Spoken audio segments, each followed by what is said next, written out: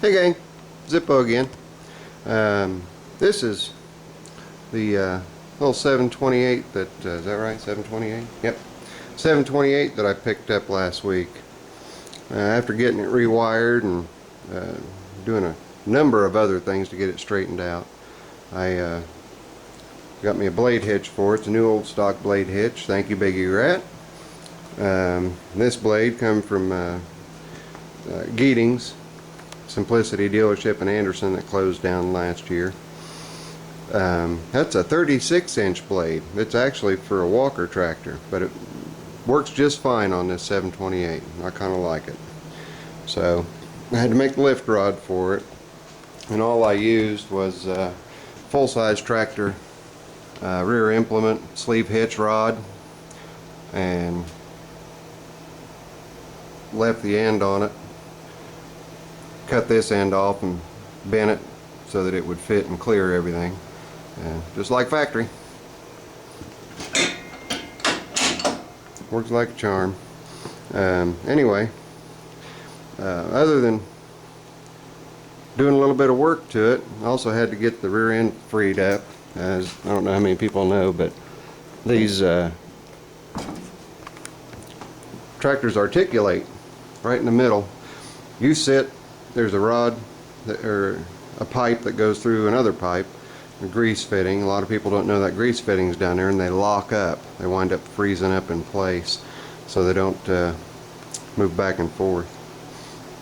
Makes for a real interesting ride. You know, the front half's doing one thing, back half's doing another when you're going over a bump or a slope or something. Kind of neat. Anyway, I just thought I'd do a quick video on the progress of the 728, old Broadmoor.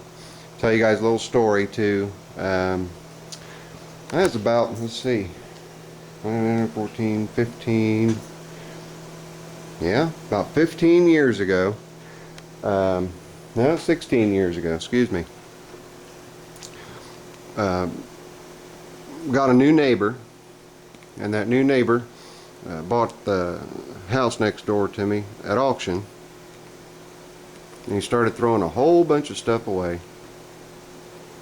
Now, I didn't pay much attention to it until I saw a 1964 Broadmoor pushed out to the curb with a snow blade, no hitch, but it had the blade, had a mower deck. It was all torn apart because the starter generator top cap, the bearing had gone bad in it. And I went over and knocked on Tony's door and asked him if he minded if I took that. And he said, no, not at all. I got my old beat up pickup truck with my ramps, went over and picked it up, threw it up in the back of my truck. Had it running 10 minutes later. Had a starter cup on top of it. You wrap a rope around, yank on it. So I yanked on that starter cup. First time it popped, didn't start. We're in the summertime, so I didn't need much choke, obviously. Pulled it the second time, fired right up, purred like a kitten. So I rode it back over to Tony since it was just right next door, and I left it running and had it sitting. I said, now are you sure that you don't want it? He said, no, I don't want it. I've got a new riding mower. I don't want that old thing. I'll have nothing but trouble with it. So okay. So home I came with my little Broadmoor, and 64 Broadmoor. First year, 2 speeds forward, 1 speed reverse. It could barely get out of its own way. It was so slow even in second gear. But I had that thing for 13 years, and it's been just about 16 years, I guess, because 2 years ago I got my Super Sport clone restored, had all the rust cut out of it, had all the body work done to get it all straightened out, and I hired a buddy of mine to do it who's done a lot of antique restorations and whatnot. And long story short, the price that he gave me was a firm price, and we had it in writing with signatures and all that. He started balking and griping because he didn't have enough money to finish the truck. And I said, well, you know, I'll go get all the supplies that you're going to need. That's as far as I'm going to go as far as you getting any more money out of me. You've already had my truck for almost 2 years, yada yada yada, this and that. And so I thought, all right, I'm feeling a little bad. I didn't give him any more money. He's done spent that $3,000 already. He didn't have the money to get the paint or anything. I was a little distressed about that, but I went out and I spent another $300 to get the paint for the black truck. And because I felt bad, I brought him my 1964 landlord, or my 1964 Broadmoor, because I had just gotten a landlord, and I thought I can go ahead and retire this, let somebody else have it who will appreciate it. Yeah, he just turned around and sold it, made himself some more money, buy his wife some beer and his son some whatever.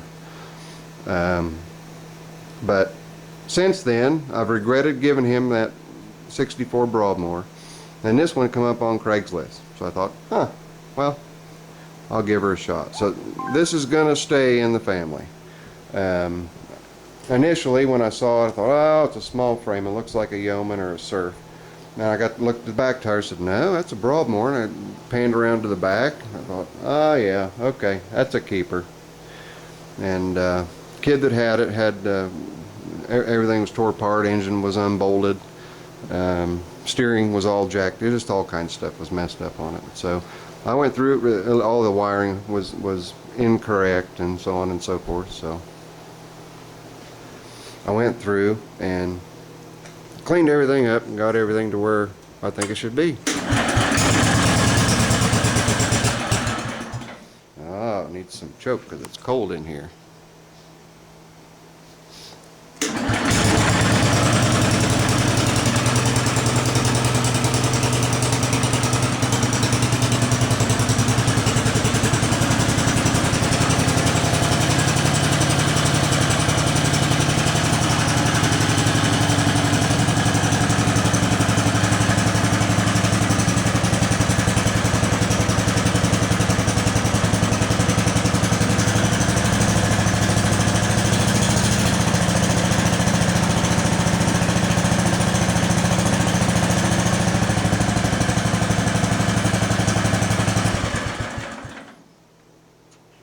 No, she runs so good and no smoke and doesn't use any oil. Leaks oil. I might have to put a new oil pan gasket on it.